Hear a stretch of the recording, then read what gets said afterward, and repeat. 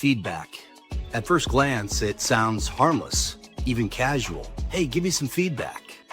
But the truth is, feedback carries power. It can inspire growth and sharpen performance, but also sting like a blade. Feedback is one of the most important tools in business, work, and life, yet it's also one of the most misunderstood. Handle it right and it accelerates progress.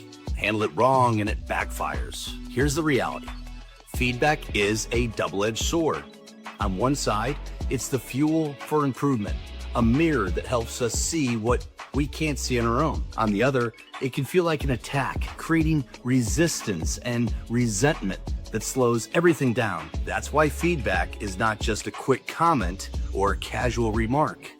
It's an art and a science and a discipline. Without feedback, we're stuck inside that proverbial box, unable to read the label of our own performance. With good feedback, we gain clarity and perspective and the ability to get better every single day. But feedback without care can be destructive. And if you don't get feedback to the feedback, that's actually manipulation and intimidation and passive aggressive. Because delivered harshly, feedback without thought can tear you down and ruin trust and damage relationships. The best leaders understand this, that feedback is less about pointing out flaws and more about building people up with candor and respect.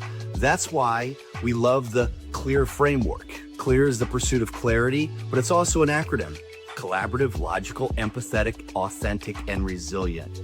And these 5 qualities help transform feedback from criticism into coaching. Because the goal isn't to shame or judge through feedback, it's to create momentum, to help people move forward with more confidence. All right, here are 3 gems to help you and your team with feedback. Number 1, feedback must be clear. If you're going to give feedback, run it through the CLEAR framework. Make sure you're collaborative and logical and empathetic, authentic, and resilient. This helps keep your words constructive instead of destructive. It prevents feedback from feeling like an attack and transforms it into a gift. Number 2, feedback is a two-way street. Strong leaders don't just give feedback, they receive it with humility. Defensive leaders stop growing, while humble leaders, they listen and reflect and adjust. Remember, how you receive feedback is just as important as how you give it. And number 3, feedback, it's about momentum, not judgment.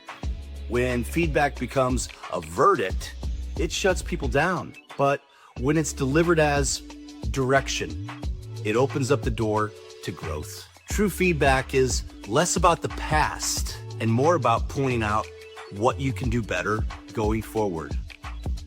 In summary, feedback is a gift, but only if it's given and received the right way. And that requires courage to offer it and the humility to accept it. Too often, people avoid feedback because they fear conflict or they deliver it recklessly and cause unnecessary damage. But the leaders and teams that thrive are the ones who embrace feedback as a practice, not a punishment. When feedback is clear and caring and constructive, it builds trust instead of breaking it apart.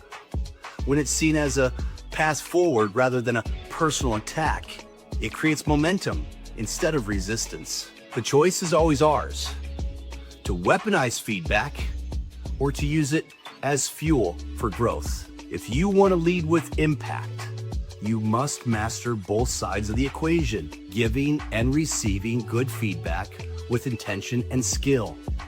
Because in the end, feedback isn't about pointing out what's wrong per se, it's about unlocking what's possible. BOS-UP and Carpe Momentum.